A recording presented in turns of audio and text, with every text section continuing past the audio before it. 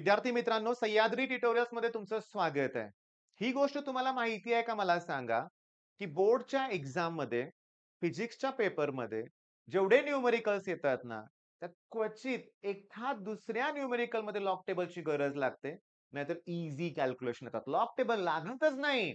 सरळ फॉर्म्युला लिहा, value put करा, कॅल्क्युलेशन इझिली करा. 2 मार्क, 3 मार्क पैकीच्या पैकी मार्क मिळवा. कोणी तुमचे मार्क कट करणार पण नाहीत. Answer final answer with unit लिहा. कोण मार्क कट करणार आहे? मग करतात का मुलं? नाहीत करत. होत नाहीयेत. फॉर्म्युले आठवत नाहीयेत. कन्सेप्ट कुठले ते कळत नाहीये. पण हे बदलायचंय. इथून पुढच्या दिवसात हे बदलायचं आहे. आज तुम्ही फॉर्म्युला लिस्ट बनवायची आहे तुम्हाला. कुठलेही टॉपिक घ्या झालेले त्याची फॉर्म्युला लिस्ट बनवा. ती परत-परत रिवाईज करा. मित्रांच्या बरोबर तुम्ही जेव्हा डिस्कशन करताना कधीतरी एकमेकाला फॉर्म्युले विचारा. फालतू गप्पा मारण्यापेक्षा ना चांगले मित्र बनवा आणि एकमेकांची रिव्हिजन घ्या.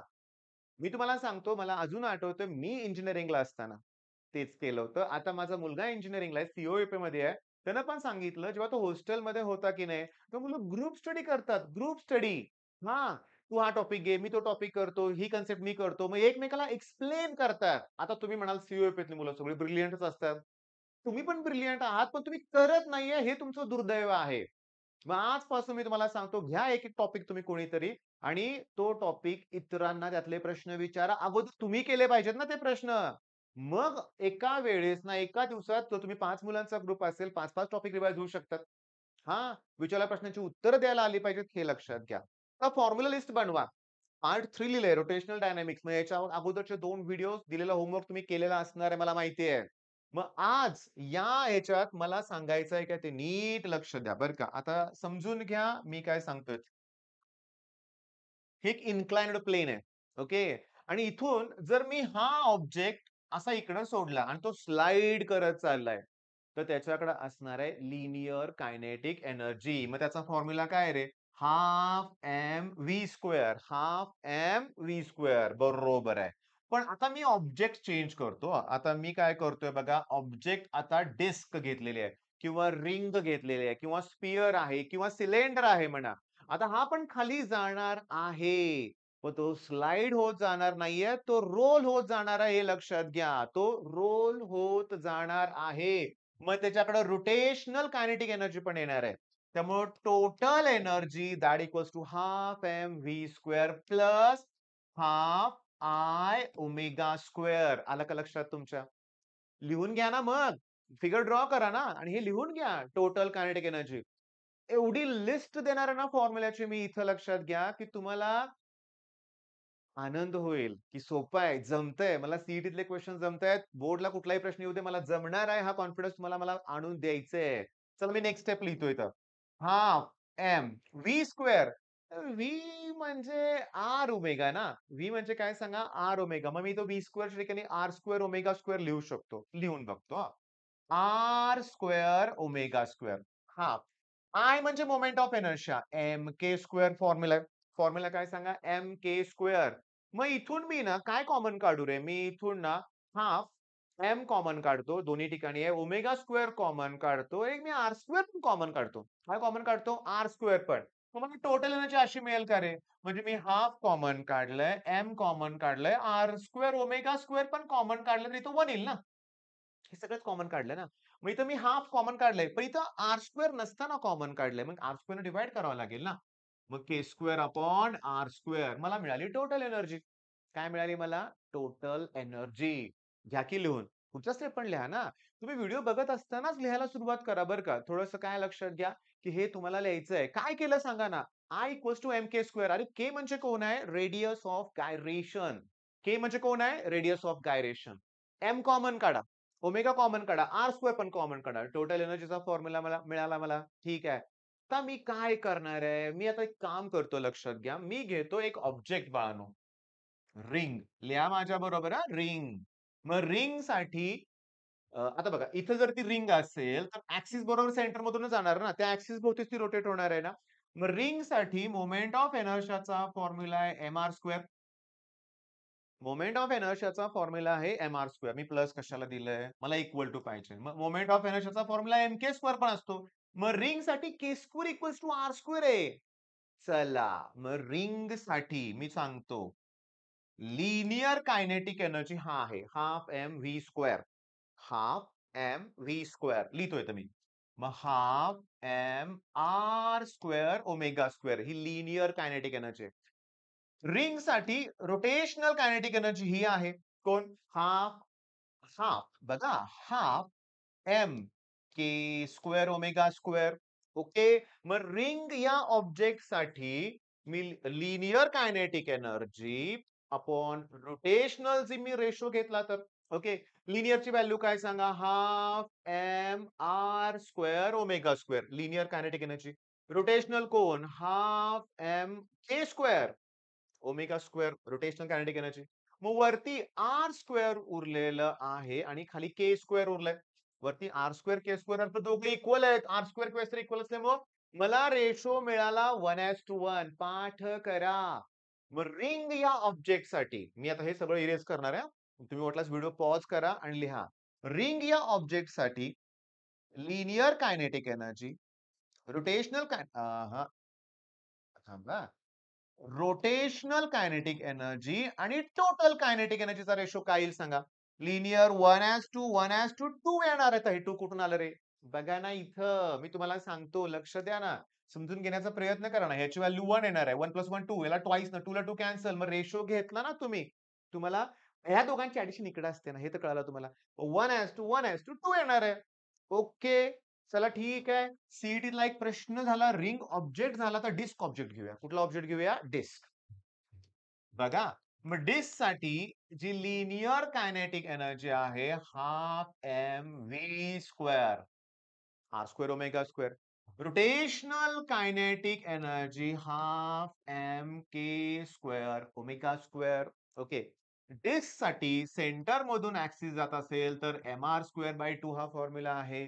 That equals to moment of इनर्शियाचा फिक्स फॉर्म्युला कुठल्याही ऑब्जेक्ट साठी एम के स्क्वेअर.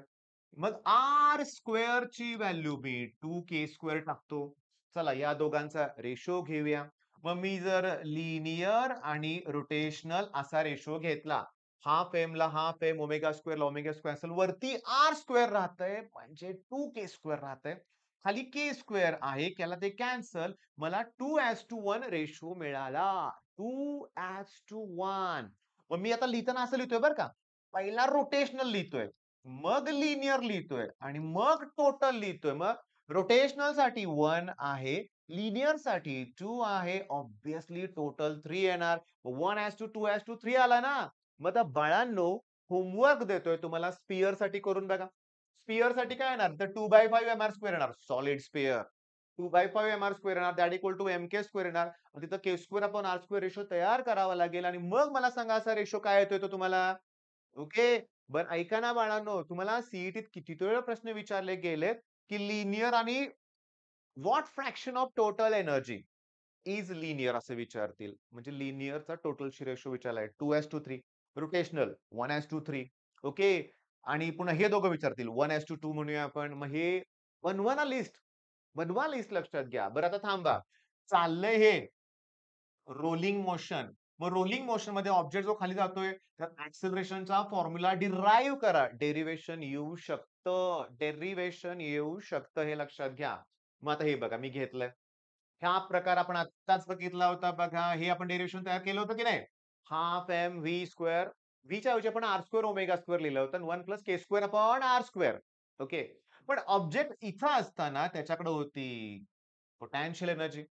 ती या ठिकाणी आल्यावर कन्व्हर्ट होते कायनेटिक एनर्जी मध्ये. तेव्हा पोटॅन्शियल याचा फॉर्म्युला त्यांनी लिहिलाय आणि that equals to half M V square आणि ब्रॅकेट मध्ये 1 + के स्क्वेअर अपॉन आर स्क्वेअर. आता काय होणार नीट लक्ष द्या. हे 2 इकडे जाऊ दे. एम ला एम कॅन्सल म्हणजे 2GH. हे 2 इकडे जाऊ दे. अपॉन 1 + के स्क्वेअर अपॉन आर स्क्वेअर. आता झाली रे ही व्हॅल्यू व्ही स्क्वेअरची. नका स्क्वेअर रूट काढू. राहू दे तसंच. मग कायनॅमेटिक इक्वेशन यूज करूया. की V square equals to U square plus twice S. V स्क्वेअरची व्हॅल्यू टाका 2GH upon 1 + K square upon R square. Okay. That equals to तिथून रिलीज करताना इनिशियल व्हेलॉसिटी 0 येणार ना त्याची म्हणूया आपण. पण that equals to twice acceleration मला काढायचं आहे. आता यस ची व्हॅल्यू काढायची आहे. हे डिस्टन्स किती ट्रॅव्हल केलंय. या थीटा माना थीटाच्या समोर जी आहे ती अपोजिट साइड आहे. मग साइन थीटा म्हणजे एच अपॉन एस येणार ना. Opposite upon hypotenuse. H upon S येणार. मग तुम्हाला सांगतो एच ची व्हॅल्यू एस साइन थिटा येणार. मग एस ची व्हॅल्यू काढायची आहे. मग ती एच अपॉन साइन थिटा येणार आहे. H upon sine theta. आता मला काय करायचंय बघा, कॅन्सल काय होतंय बघा, 2 ला 2 कॅन्सल, एच ला H cancel. Okay. Sine theta वर जाईल आणि मला मिळेल जी साइन थिटा. संपलंय. जी साइन थिटा ट्वाइस एचला ट्वाइस एच कॅन्सल आणि upon 1 plus K square upon R square that equals to acceleration. ह्याच्यावर न्यूमेरिकल्स आहेत, फॉर्म्युला लिस्ट तयार असेल तर न्यूमेरिकल पण जमेल ना रे बाळांनो तुम्हाला. आता मी तुम्हाला सांगतो, तुम्हाला करायचं आहे व्हर्टिकल सर्क्युलर मोशन. मी आज सुद्धा दुपारपर्यंत वेळ ठेवतोय. मी संघर्ष बॅच मधला हा व्हिडिओ अजून अनलॉक केलेला नसेल, चेक करा. म्हणजे लॉक केलेला नसेल म्हणूया आपण. तर तुम्हाला व्हर्टिकल सर्क्युलर मोशन हा पॉइंट करायचा आहे. तुम्हाला प्रूव्ह करायचा आहे. ॲट टॉप व्हेलॉसिटी असते RG, इथं असते 3RG, इथं असते 5RG. याचा वापर करून तुम्हाला एक न्यूमेरिकल शिकवतो. इथून ऑब्जेक्ट खाली येतोय. ओके. आणि स्लाइड होत येतोय बरं का, लक्षात घ्या. स्लाइड होतोय. मग ते तिथं मला रोटेशनल कायनेटिक एनर्जी घ्यायची नाहीये. पण या ठिकाणी तो त्याला लूप असं करायचंय. मग या ठिकाणची त्याला मग किती हाईट वरून त्याला सोडला पाहिजे असं ते विचारतायत. ही रेडियस R आहे. आता मी तुम्हाला सांगू का? या ठिकाणी असणारी potential energy that equals to या ठिकाणी असणारी कायनेटिक एनर्जी. सिंपल. एम ला एम काय होईल? कॅन्सल होईल. आता मी तुम्हाला सांगतो. जी एच विचारतायत ते. हे हाफ. तर व्ही स्क्वेअर मी काय लिहितोय बघा, 5RG. या ठिकाणी तेवढी व्हेलॉसिटी असेल तर तो सर्क्युलर मोशन परफॉर्म करेल ना. पण व्ही स्क्वेअर असल्यावर रूट काय झालंय? कॅन्सल. चला जी ला जी काय होईल? कॅन्सल आणि झालं. 5/2 आर आन्सर मिळालं.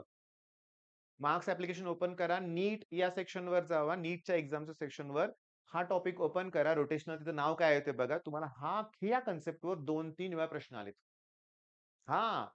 लूप परफॉर्म करायचा आहे. मग तो स्क्वेअर सर्कल जो आहे त्याची रेडियस किती घ्यायची, डायमीटर किती याचे असले प्रश्न विचारतायत. समजून घ्या ते सोपे आहेत. मग आता आजचं टार्गेट काय? Formula list. Obviously next target मला ईएमआय आणि एसी सर्किट घ्यायचं आहे. हा टॉपिक 7 मार्काला आहे.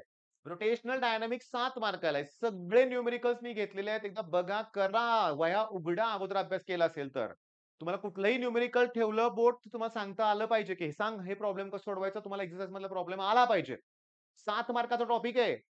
ईएमआय एसी सर्किट 13 मार्काला आहे. 13 आणि 7 20 मार्क झाले. मुलं 4 मार्काचा पेपर अटेम्प्ट करत नाहीत बोर्डच्या एक्झाममध्ये. तिथं 20 मार्क कव्हर होतील आज दिवसभरात केलं तर. संध्याकाळपर्यंत मी तुम्हाला ईएमआय एसीचे स्टार्ट करून देईल. पहिला मला रोटेशनलची फॉर्म्युला लिस्ट कंप्लीट पाहिजे. Parallel axis theorem, perpendicular axis theorem, त्याच्यानंतर तुम्हाला सांगतो law of conservation of angular momentum, moment of inertia, ह्या सगळ्या definition, torque equals to I alpha, त्याच्यानंतर kinetic energy half I omega square. हे सगळं आलं पाहिजे तुम्हाला. Angular momentum L equals to I omega ते डेरिव्हेशन तुम्हाला आलं पाहिजे. अँगल ऑफ बँकिंग आलं पाहिजे. काय अवघड आहे?